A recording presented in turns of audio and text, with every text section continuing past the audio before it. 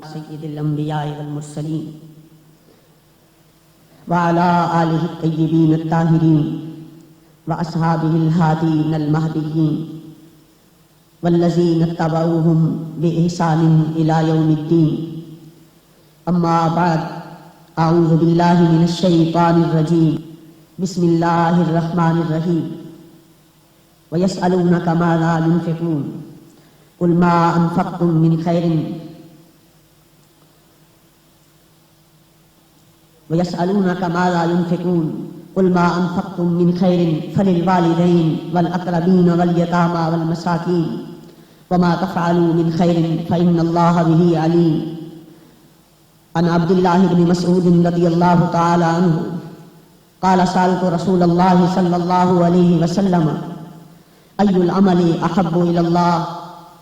قال الصلاة في وقتها. قلت ثم من يا رسول الله؟ قال بر الوالدين. قلت ثم من يا رسول الله؟ قال الجهاد في سبيل الله. صدق الله مولانا العظيم وبلغنا رسوله النبي الكريم الأمين ونحن على ذلك لمن الشاهدين والشاكرين والحمد لله رب العالمين. تمام حضرات ادب کے ساتھ پڑھیے الصلاۃ والسلام علیک یا رسول اللہ وعلی آلک واصحابک یا نبی اللہ. الصلاۃ والسلام علیک یا حبیب اللہ وعلی آلک واصحابک یا نور اللہ. اللہ کی حمد و ثنا کے بعد اس کے پیارے محبوب دانائے غیوب منزہ عن الخطا والعیوب امام الانبیاء حبیب کبریا شہی ہر دوسرا شب اسرا کے دلہا سیاہ لا مکان جان عاشقاں محبوب شیریں دہنا رشک سرو قداں رحمت للعالمین سید الانبیاء والمرسلین فخر الاولین والآخرین رحمت للعالمین. احمد مجتبیٰ جناب محمد رسول اللہ صلی اللہ علیہ وآلہ وسلم کی بارگاہ بے کس پناہ میں ہدیہ درود و سلام پیش کرنے کے بعد انتہائی احترام کے قابل آج کی اس محفل کے اجالے، آج کی اس محفل کی رونق، اس محفل کی زینت، صاحب محفل کے پیر و مرشد خواجہ خواجگان حضرت صاحبزادہ خواجہ غلام رسول صاحب ثانی تگیروی دامت برکاتہم العالیہ، میرے لیے انتہائی احترام کے قابل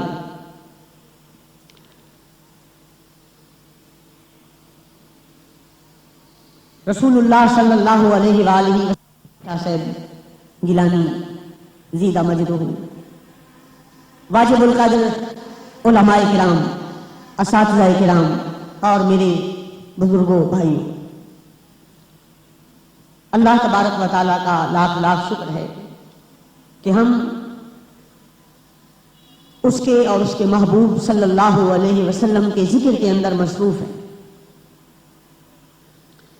کچھ لوگ حاضری لگوا چکے اور کچھ لگوا رہے ہیں. اللہ ہر ایک کی اس محفل کے اندر شرکت اپنی بارگاہ میں قبول فرمائے.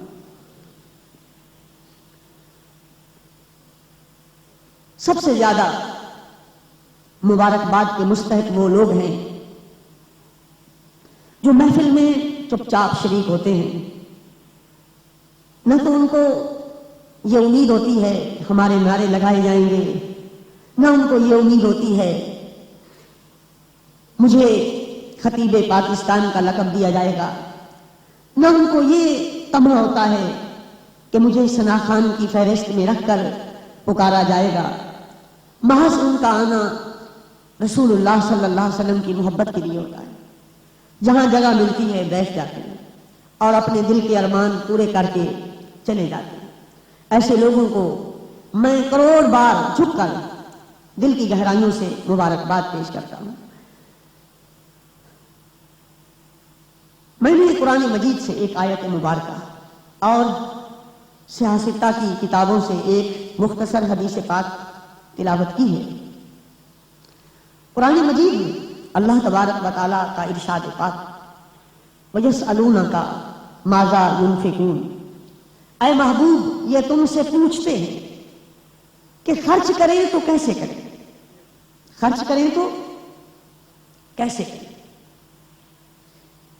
اے محبوب انہیں بتلا دو جب خرچ کرنا ہو تو فَلِلْوَالِدَيْنِ،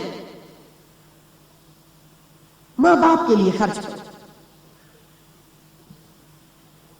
قُلْ مَا أَنفَقْتُم مِّنْ خَيْرٍ، اے محبوب پوچھتے ہیں خرچ کیسے کریں تو ان کو کہہ دو والدین کے لیے خرچ کرو۔ حضور صلی اللہ علیہ وسلم کے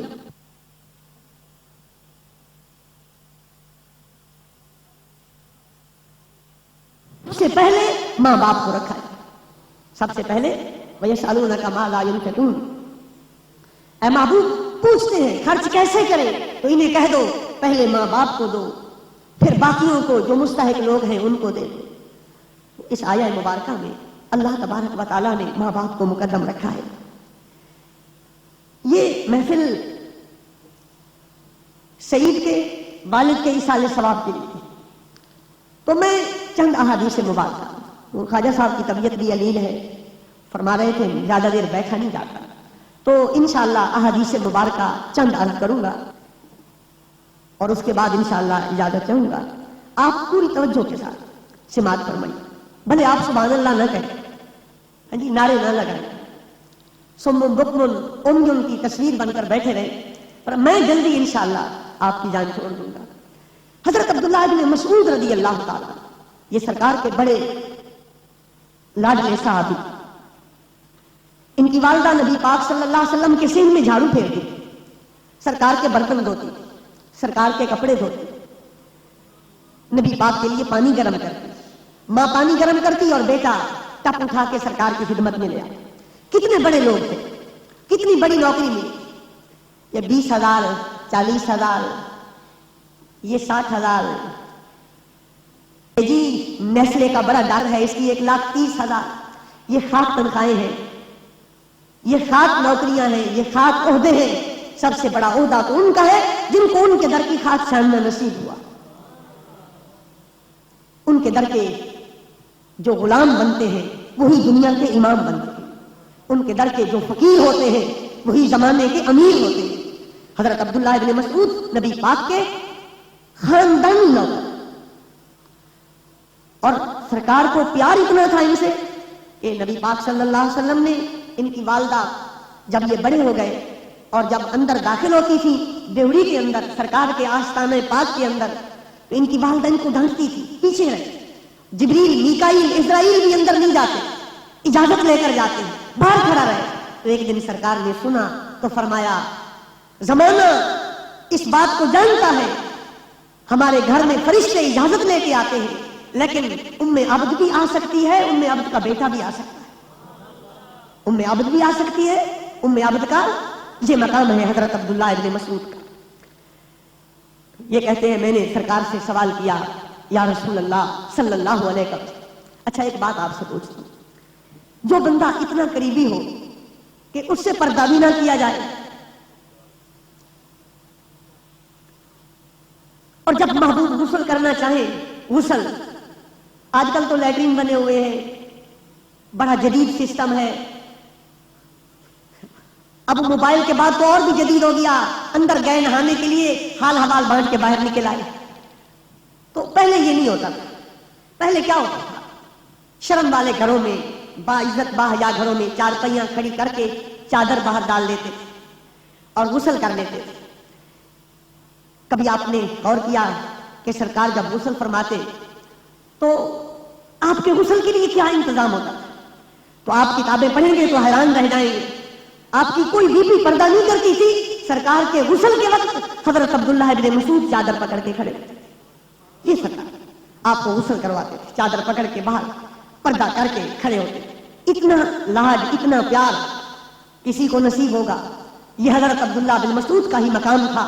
اس لیے تو پیروں کا پیر، غوثوں کا غوث، کتبوں کا کتب، ولیوں کا بادشاہ اور اماموں کا تاجدار، قاسم ولایت، شہنشاہ جیلان حضور شیخ عبد القادر جیلانی فرماتے ہیں کاش کوئی رستہ ہوتا وہاں عبد القادر بیٹھتا، وہاں سے کوئی سواری گزرتی، اس سواری پر ایک ایسا سوار بیٹھا ہوتا جس نے چہرہ مصطفیٰ دیکھا ہوتا.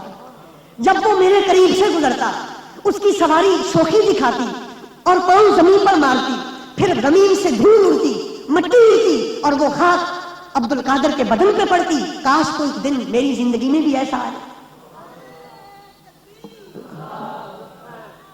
مغرب کی نماز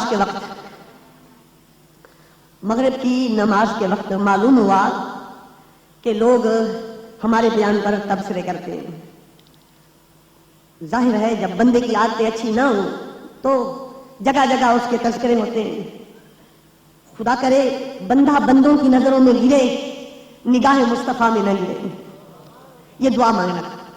حضرت تاجدار شرق پور شریف سے کسی نے پوچھا ولی کسے کہتے ہیں؟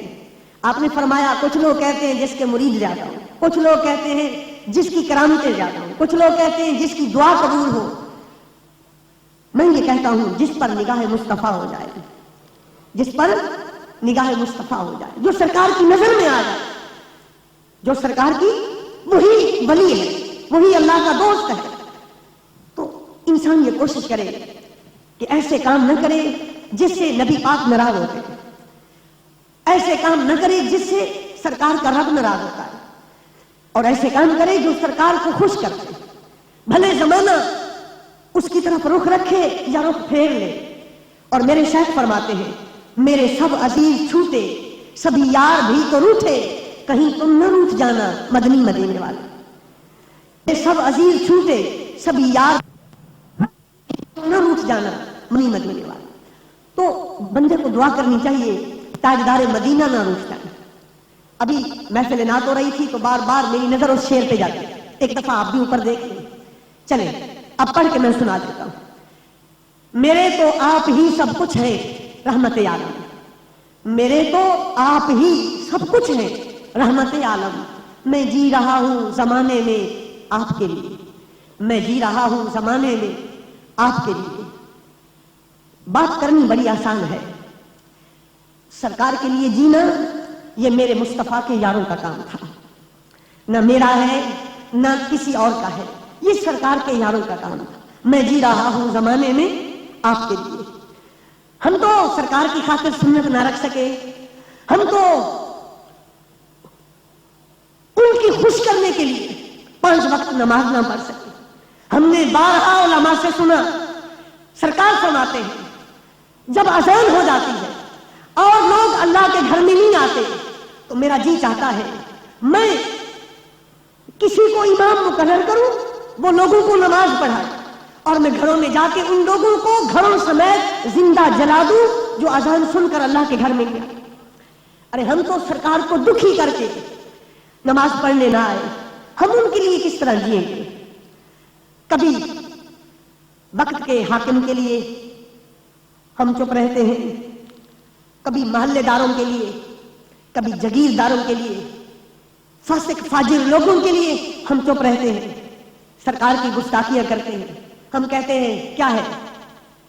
اور اس دور کا جو بدکار فاسق بے ایمان حاکم ہے، 4-5 سال ہوئے معاشرے میں ایک ایسا ماحول بن گیا ہے جہاں کہیں رسول اللہ کی عزت پہ کوئی بکتا ہے اور کسی کا دل دکھتا ہے تو لوگ کہتے ہیں میاں چھوڑو یہ مولویوں کے جھگڑے ہیں.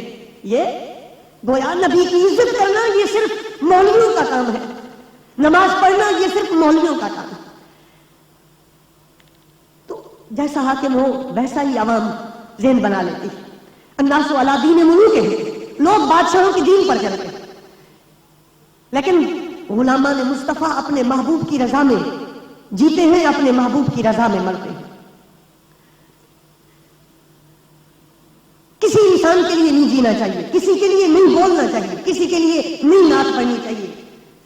رسول اللہ صلی اللہ علیہ وسلم کے لیے جینا چاہیے، ان کے لیے مرنا چاہیے. اگر شعر لکھ دیا ہے تو پھر لاج بھی رکھنی چاہیے. کم از کم جس نے لکھوایا ہے اسے اپنا حلیہ سرکار کی سنت کے مطابق بنانا چاہیے، اسے نماز نہیں چھوڑنی چاہیے.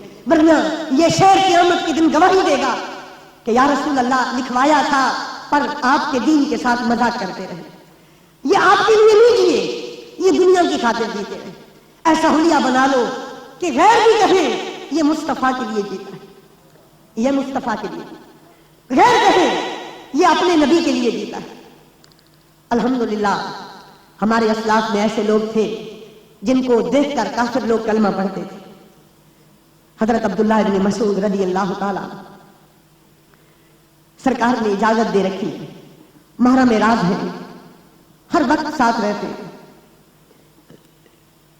یہ صحابی رسول کہتے ہیں میں نے سرکار سے سوال کیا، یا رسول اللہ سب سے بہتر عمل کیا ہے؟ سب سے بہتر عمل؟ آپ نے فرمایا وقت پر نماز پڑھنا۔ وقت پر؟ کیوں؟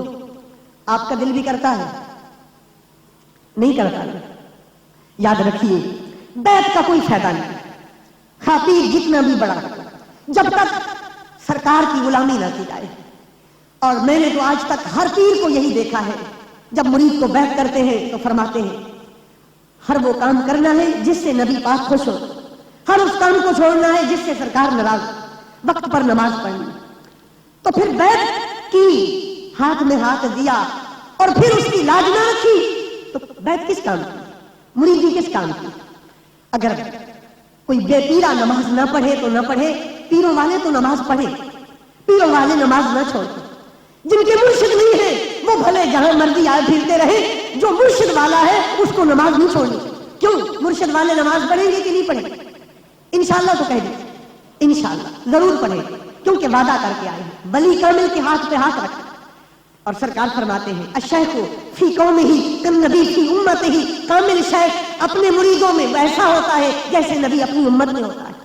تو پھر جب مقام اتنا ہے کامل شیخ کا تو پھر کیا مذاق ہے کہ بیعت بھی کی، حلف بھی اٹھایا اور ہاتھ میں ہاتھ بھی رکھا اور نماز کی توفیق نہ ہوئی۔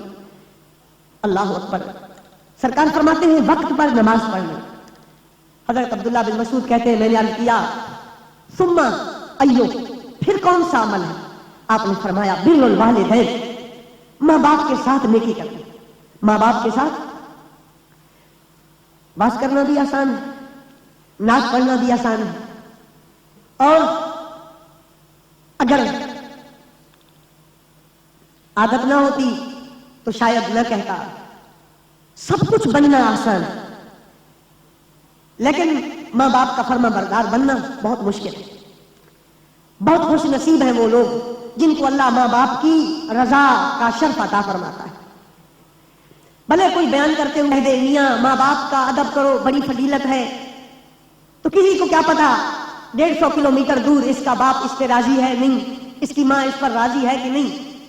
مزہ تب ہے کہ کوئی ماں باپ کی فضیلت بیان کرے اور کوئی اس کے ماں باپ سے جا کے پوچھے کہ تو بیٹے کے بارے میں کیا کہتا ہے، اور وہ ہاتھ اٹھا کے کہے میں دنیا میں بھی راضی ہوں، میں آخرت میں بھی راضی ہوں۔ تب تو باز بھی کام آئے گا، نعت بھی کام آئے گی، محفل کرانا بھی کام آئے گا، محفل میں آنا بھی کام آئے گا، اور پھر جو جوتیوں پہ بیٹھے ہیں ان کو بھی چار چاند لگ جائے گا، ان کی بھی بڑی عزت ہو جائے گی۔ اور اگر ماں باپ ہی ناراض ہے تو پھر کس کام کے واز ہے، کس کام کی نعتیں ہیں، کس کام کی محفلیں ہیں، کس کام کی تلاوتیں ہیں، کس کام کے شہرت ہے، کس کام کے منصب، کس کام کے ہیں، پھر سب کچھ فضول ہے۔ تو فرماتے ہیں سرکار نے فرمایا پھر ماں باپ کے ساتھ احسان۔ میں نے عرض کیا پھر آپ نے فرمایا اللہ کی راہ میں جہاد کرنا۔ اللہ کی راہ میں ایک حدیث پاک، اب دوسری حدیث پاک پڑھنے لگا ہوں، آپ درود پاک پڑھیے الصلاۃ والسلام علیک یا سیدی وعلی آلک وصحبک۔ حضرت عبداللہ ابن عباس رضی اللہ عنہ کہتے ہیں ایک مرد آیا سرکار کی خدمت میں سوال کرنے لگا، یا رسول اللہ صلی اللہ علیہ وسلم، ایک بندہ ہے کوئی نیکی نہیں کرتا، صرف ماں باپ کے سامنے آ کر جب دیکھتا ہے نا کہ میرے ماں باپ یہ دیکھ رہے تو وہ بھی اپنے ماں باپ کا چہرہ دیکھنے لگ جاتا ہے۔ اب اس شخص کے بارے میں کوئی تفصیل نہیں، وہ حاجی ہے، نمازی ہے، متقی ہے، عالم ہے، شیخ وقت ہے، کیا ہے، رجلن عام آدمی ہے، ماں باپ کا چہرہ دیکھ رہا ہے، وہ اس کو دیکھ رہے ہیں، یہ ماں باپ دیکھ رہا تھا کہ وہ بھی ہنس پڑے اور یہ بھی ہنس پڑے، وہ بھی ہنس پڑے اور یہ بھی ہنس پڑا۔ دیکھا رآ وجہ ابویہ فتبسم، ان کا چہرہ دیکھا، ہنسا اور ان کو ہنسایا، اس کا اجر کیا ہے؟ تو سرکار فرماتے ہیں من نظر الی وجہ والدیہ کل یوم کوتے بالا ہوں حجو مبرورۃ، ایسے بندے کے لیے میات حجات مبرورۃ، ایسے بندے کے لیے اللہ 100 مقبول حج کا ثواب لکھ دے. 100 مقبول حج کا کوئی عمل نہیں کیا، صرف چہرہ دیکھا ماں باپ کا، جن کے مکھڑے کو تکنے سے اتنے کرم ہوتے ہیں، ان کے قدم دبانے سے کتنا اجر ملے گا. بات کرتے عمر گزر گئی، کبھی یہ توفیق تو نہ ملی کہ نفس کو پیچھے رکھ کے اور اندر کے کتے کو دھکا دے کر، بھلے باپ نہ مانتا ہو، زبردستی اس کے قدم پکڑ لیے، بوسہ بھی دے دیا اور کچھ دیر دباتا بھی رہا.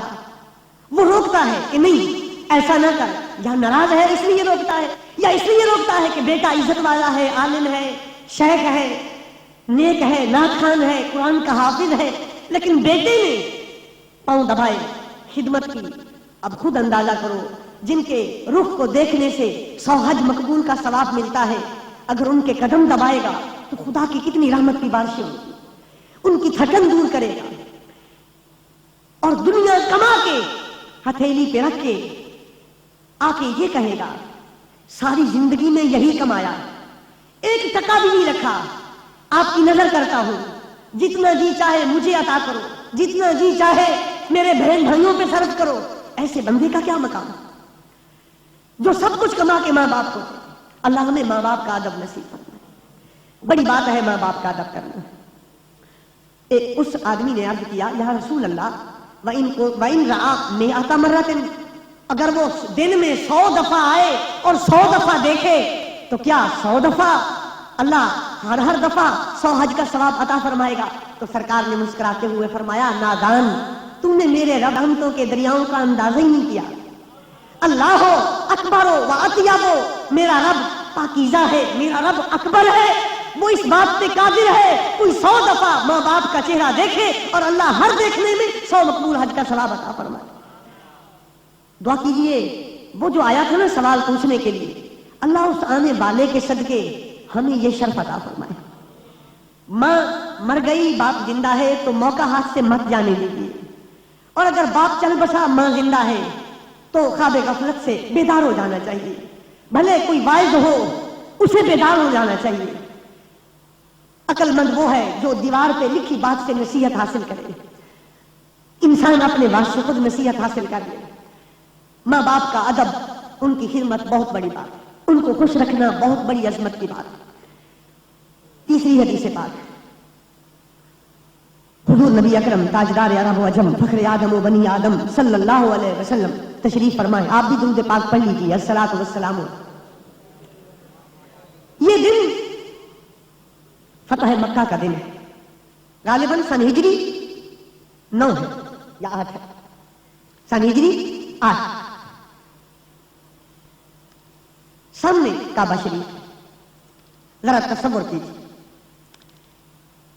اللہ کے گھر میں اللہ کا محبوب، یوں کہیے کعبے کے سامنے کعبے کا کعبہ، کعبے کے سامنے اور زمانے کے قبلے کے سامنے اللہ کا قبلہ، دنیا کے قبلے کے سامنے اللہ کا قبلہ آیا. کعبہ شریف ہمارا قبلہ ہے اور ہمارے نبی اللہ کا قبلہ ہے، اللہ کا قبلہ ہے. کچھ لوگ روکھی روکھی باتیں کرتے ہیں تقریروں میں، پیغمبر نے فرمایا، اللہ کے نبی نے فرمایا.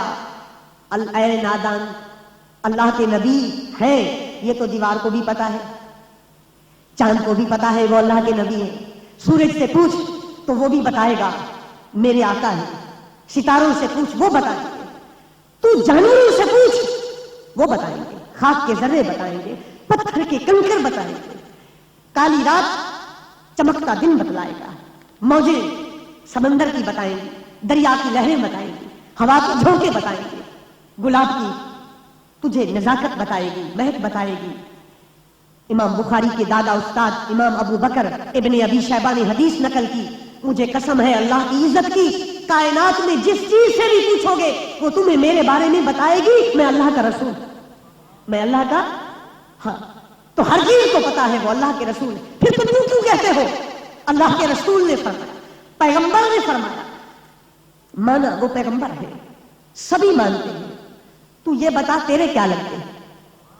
ہاں مجھے یہ بتا تیرے دل میں ان کا کیا مقام ہے؟ اس لیے سارے لوگ کہتے ہیں اللہ کے نبی نے کہا، اور ہم کہتے ہیں میرے آقا نے فرمایا، میرے لجپال نے فرمایا، اللہ کے محبوب نے فرمایا، دانائے غیوب نے فرمایا، سید الانبیاء نے فرمایا، امام المرسلین نے فرمایا، کائنات کے والی و مختار نے فرمایا، اللہ کی تمام پیغمبروں کے سردار نے فرمایا، خدا کی ساری خدائی کے مالک و مختار نے فرمایا۔